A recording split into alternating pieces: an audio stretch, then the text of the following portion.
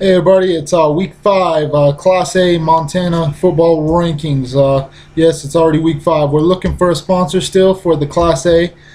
Hit me up. I have a package, but we're not limited to do it. We do some customizing as well.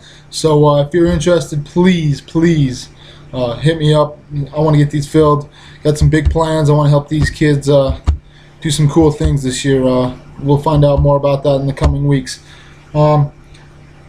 Class A is kind of a crapshoot right now. Nobody wants to hold on to that top spot, so I'm going to give another new number one this week. Coming in number one, Columbia Falls, 4-0, outscoring their opponents 179-35. Their opponents are 8-6 on the year. They're 3-0 against teams 500 and better. So they're not playing the cupcakes. Coming in number 2 this week with the big win over Dillon. We have Billings Central. They were my preseason number 1, I believe, and they fell off with Butte Central loss, and now they're back up, knocking off last week's number 1. So we'll put Billings Central there at number 2 for now. Coming in number 3 is Dillon with that loss. They're sitting at 2-1, outscoring their opponents 95-55. Their opponents are 7-4 in the year. They're 2-1 against teams 500 and better. Coming in number 4, dropping 2 spots.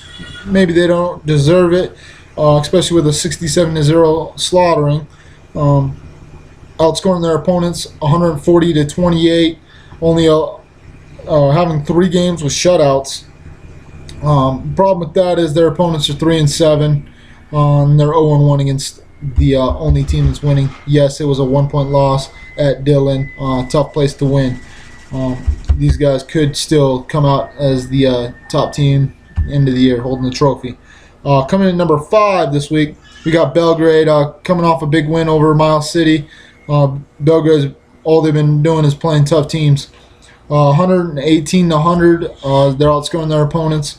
Their opponents are 10-5 on the year. Like I said, they're 3-1. That's all their opponents been over 500. Coming in number 6. Got Hamilton they're 3-1 as well. They're outscoring their opponents by double, 127-60. Their opponents are 6-6 on the year. They're 0-1 against winning teams, but they're looking pretty good. I know they got some young kids really stepping up for them. Number 7, Butte Central, possibly underranked, sitting at 3-1, having knocked off Billings Central just 2 weeks ago. Almost doubling up their opponents, 142-79 as well. Their opponents are 5-9 other than Billings Central. They're 1-1 against teams with 500-plus record. So that's kind of why I got them there. They could be all the way up to number 2 with the way Class A has been going this year. It's just been crazy. Any given Friday night. Number 8, undefeated team. I know the media polls like to put undefeated teams higher. I'm not 100% convinced on these guys. They have a couple chances in the next coming weeks to really solidify themselves into the top 3. No doubt. They're outscoring their opponents 109-76. Their opponents are 5-7. They're 2-0 against teams 500 and better. So they're not playing any slouches. They came off a big win off Whitefish. They did better than Belgrade did against Whitefish. So are they better than Belgrade? Maybe. I don't know. Time will tell. But so far the Corvallis Blue Devils, I believe they are doing a heck of a job. Number 9, Whitefish, after the loss to Corvallis, they dropped to 500, 2-2, 129-77. They're outscoring their opponents. Their opponents are 7-7 on the year. They're 0-2 against teams with winning record. So they need to start winning against some good teams. It's not going to get any easier as the season goes on. I believe they host Columbia Falls this week. So here's their chance to really step up, taking on that number 1 team. Number 10, Anaconda. They started out the gate real strong. Ran into the powerhouse that is Columbia Falls football program now. They fell 49-13. Nobody seems to be able to stop Columbia Falls. Anaconda's defense is normally pretty tough. Their offense seems to be doing all right. Not many teams score on Columbia Falls, so they're doing pretty good. They're outscoring their opponents 86-63 on the year. Their opponents are 5-6, and they're 0-1 against winning teams.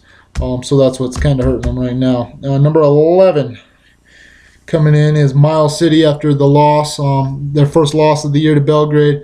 Maybe they're underranked as well, but 34-25 loss to Belgrade has them kind of dropped down a little bit. 142-51, so they're not even keeping it close when they're playing these teams. But their opponents are 4-8 on the year, so they're not playing all great teams. They're 0-1 against the one winning record team they've played. So that's why Miles City is where they're at. I know they were probably in the top 5 in the prep polls last week.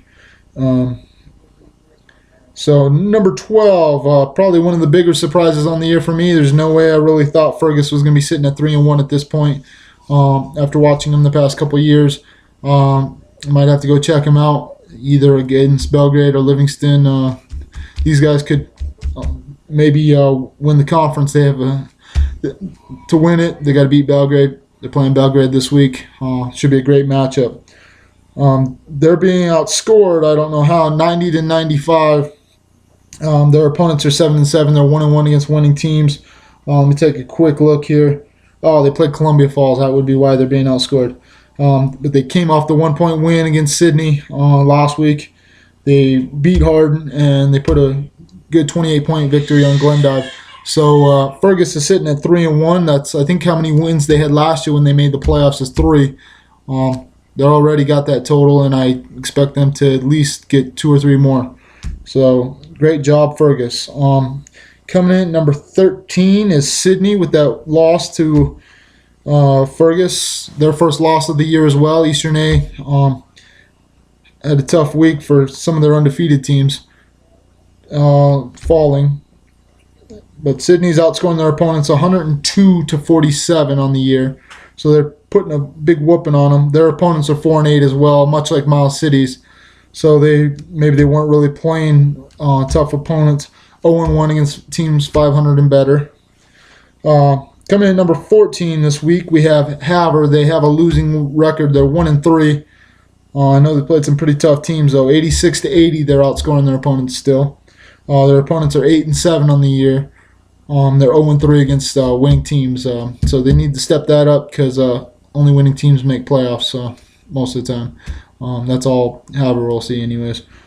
Coming in at number 15 this week, we have the Frenchtown program. They're also 1-3 on the year.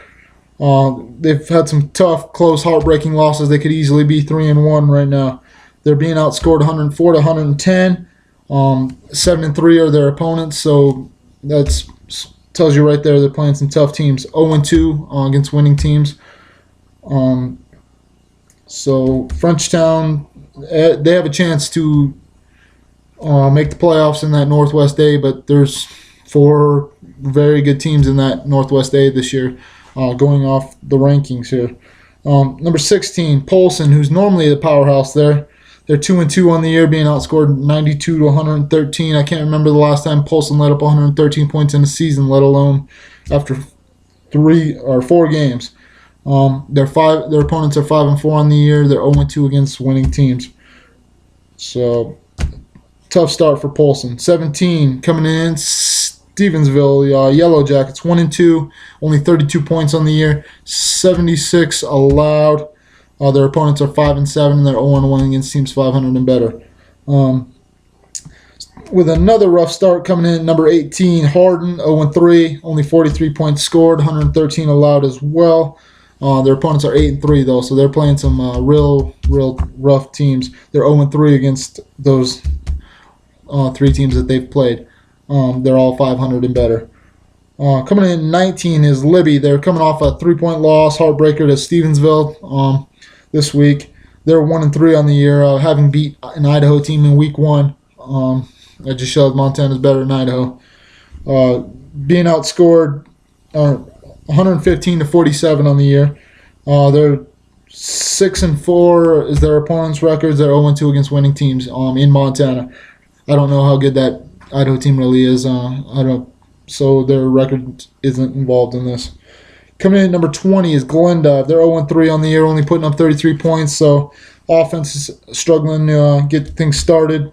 104 points allowed. Their opponents are 4-4. I think they've played 2 out-of-state opponents. Or, no, they played 1 out-of-state and 1 Class B school, so I didn't count Glasgow's record. They're 0-1 against 500 or better teams in Class A. So, coming in at number 21, I keep flip-flopping these guys, but coming in, I had to give Browning the nod this week over Livingston. They're 0-3. They've put up more points than Livingston. They've scored 12. They've let up less. They've had 1 less game with 166. Their opponents are 8-4. So Browning's, all 3 of their opponents have had winning records, 500 and better or better.